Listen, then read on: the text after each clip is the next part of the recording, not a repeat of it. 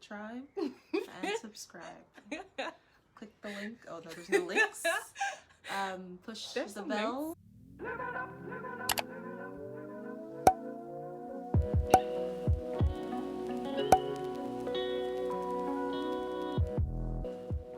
Hello, Ego Diana here. Welcome back to EGO Initiative, where we create self-care systems to help us live our best lives and support our communities without sacrificing our health. Today I'm going to be starting a new series called What Self-Care Has Taught Me, where I sit down with folks and we explore topics around self-care and what it has taught me about either sisterhood, community, creating space, and all that good stuff. As you all can see, I do have a guest with me today, my sister, who's going to be answering some questions, and me about her as well. Before we get started, actually, I do want to acknowledge our Skinfolk sisters who are also experiencing injustices. Rest well, Oluwatoyin Salawu, Brianna Taylor, Regis Korchinski Paquette, and all the numerous Indigenous sisters who are also still missing, and Black and Brown women, Latina women who are still missing till this day. Part of why I started EGO Initiative was because I wanted to create space for sisterhood.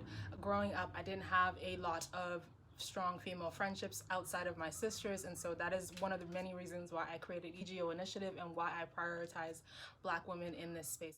Let's get right into this video. So, who are you? My name is Bria, and I'm a nurse, and I help people. Okay, that's what's up. What do you think I do for a living? Like wellness and self-care, and more of like the, I don't know, mental aspects of taking care of health, like as opposed to me, where I'm like more of like mind. Okay. Like that's what I'm trying to say. Right. So you help people in terms of physical, in the medical sense? Yeah. And then I work on mindset and stuff. Yeah, like what's that word? Holistic. What if somebody didn't know any of those words? Like, so what does she actually do though? What would you say to that? I would say you educate women, especially, you know, Black women, in how to I guess just navigate through life. Yeah. I'm looking down because I wrote down the question. What's the biggest change you've noticed in me since we have lived, like we used to live together, obviously, because we grew up in the same house. Now we see each other maybe like once a year or every other year. I think the biggest difference would be more of like a calmness around you. Like you're a lot more chill, go with the flow. I used to be a very angry person. Yeah, it's almost like a ticking time bomb, but yeah. I think for me, the biggest difference I noticed about you, I don't even know that it's a difference because you kind of always been this way. I'm gonna say the exact same word. You're very chill.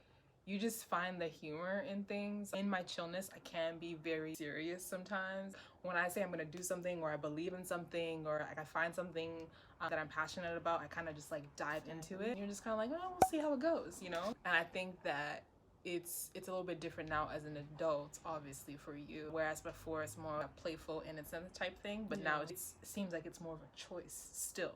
The next question I have for you is, what's the most important thing you've learned from me?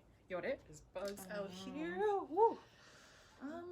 I think for me, I think it was probably just when you first were making, I think, the Instagram lives, and just talking about like what does self-care actually mean to you. And I think the point that you brought up about getting your nails done was very much me.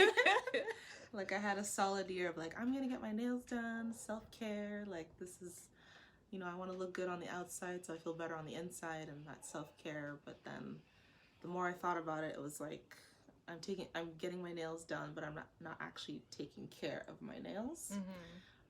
And so that was just kind of the first thing I kind of noticed, that was like, okay, what does self-care actually mean to me? Is it the act of getting my nails done, or is it me actually taking care of my nails? And then that translated into other aspects of my life. So taking care of my health means actually putting in the work, eating healthy. That makes me feel better, as opposed to getting my nails done, spending X amount of money, and then 2 weeks later, they're falling off. Or One of the reasons why I started doing what I do, I feel like people just said the word all the time, self-care, and it's just like, but what does that actually mean though? Do you feel good beyond the 2 weeks that whatever that thing lasts for? Because it's kind of like putting gas in your car. You fill up your tank and then you drive and then there's no more gas in it. But there's other things that you have to do in order to maintain your car to continue to drive it. If you think about your body as a vehicle, don't just put some fancy oil in it for 1 week. There's more things to it. The most important thing that I learned from you, going back to the biggest change, which isn't really a change because you've always been that way, is just to not take things so seriously. You and Ornament have a very funny rapport with each other, and I'm just like, I don't get it. Sometimes I walk away because I'm just like, I don't understand music when there's too much cussing in it. I just turn it off. You all are a lot more relaxed. I still don't want people cussing around me. Okay, so we touched on it a little bit earlier, but as a healthcare and frontline worker, especially during these times, and having to show up for other people and hold space, which we both do in different capacities, what do you do to take care of yourself? I would say sleep is a huge factor in that. Getting enough sleep, and having a restful sleep as opposed to just the length of time. What do you do to make sure you have a restful sleep? I have a routine. When I get home, I usually work evenings, so I get off at 11, going straight home, maybe taking a shower, getting out of my scrubs really helps, washing my face, and then either just watching something quickly on YouTube or putting on music. Usually I listen to music when I fall asleep. A lot of people don't think about putting in some sort of nighttime routine in place. That's also important. When people talk about having insomnia or not getting enough sleep, a lot of that has to do with what your actual routine leading up to it is. What are you actually doing in order for you to get proper sleep? Anything else that you do for self-care? I've been really trying to get into doing more hikes, although I'm like directionally challenged, so I'm getting lost on these hikes, but it's still like finding, something challenging to do. I have a follow-up question back to the sleeping thing again. So we have a baby niece. I'm very particular about how I go to sleep and how I wake up, but that's not a thing right now. And so what are you doing, or have you been doing since before I got here, or what will you do when you get back home in order to get you back into your routine? I found that even here I was trying to stick with the same routine, which is a little hard, with a newborn.